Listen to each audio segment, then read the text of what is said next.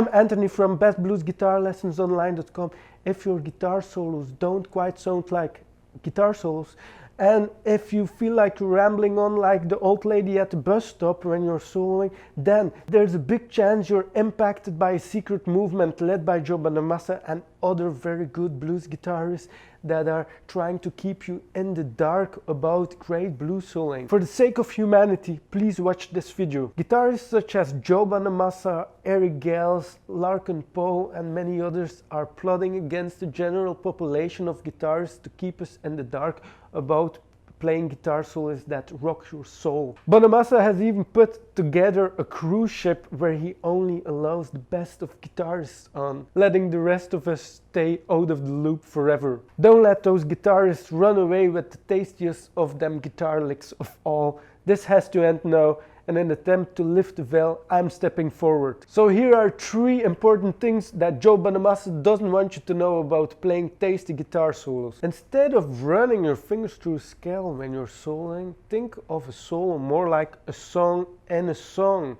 You wouldn't write a song if you have nothing to express, right? So the first thing to determine before you start soloing is to determine the exact feeling you want to express during your solo. Many people say that a great guitar solo tells a story, and this is exactly what we're talking about right here. So instead of telling yourself, how can I sound more like Joe Bonamassa, think what you want to express during your guitar solo. Second thing, very important, that Joe Bonamassa doesn't want you to know about is once you determined what you want to express in your guitar solo, how are you going to express that emotion in your guitar solo?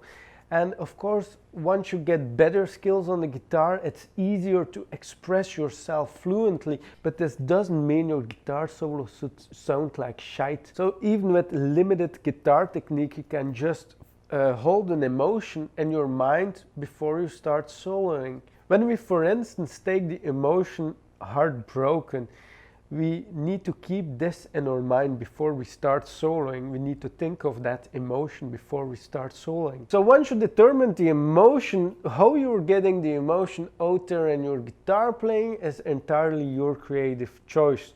So for instance, in Stevie Ray Vaughan thing that he did a lot, and at least for me it sounds very heartbroken, is re-articulated bend vibrato.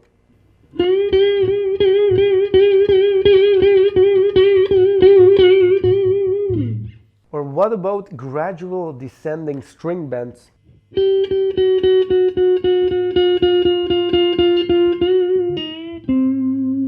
Many people copy these things without giving it much thought what was on the mind of the guitarist who played it. It's like taking someone's speech out of context and just going on a rant with their words. But only thinking of the emotion is just the tip of the iceberg. You should also feel the emotion you want to express. So if you want to play sad and you want to express that feeling, you should also feel that emotion in your body before you start playing, as is true with all the other emotions. This is, by the way, where the all-important guitar faces come in, because if you want to express an emotion, if it's on your face, it sure as hell must come through to your guitar playing, right? So after you imagined the emotion and then you felt the emotion in your body, only then has the time come to actually express that emotion through your guitar playing. And many beginners on guitar and even intermediate guitar players, they play lick after lick without giving it much thought to what they want to express, which adds to the fact that their guitar solos sound like they're noodling, they sound all the same, and also adds to the fact that many of those guys feel like they're lifelong beginners. That's why it's important to never play a lick on guitar anymore without thinking of the emotion you want to express first, then feeling that emotion, and then expressing that emotion. If you do that, you have a chance of beating those cruise ship guitarists at their own game. But this is only the beginning of what you need to know. That's why I recorded another video where I go even deeper in their dirty little secret of these best blues guitarists And if you want to see that video, hit subscribe to the channel so you see it when it's live on the channel here. If you want to go deeper into the rabbit hole, check out my website bestbluesguitarlessonsonline.com, where you can download the free emotional guitar playing guide, where I uncover the world's best guarded secrets about how to express any emotion on guitar.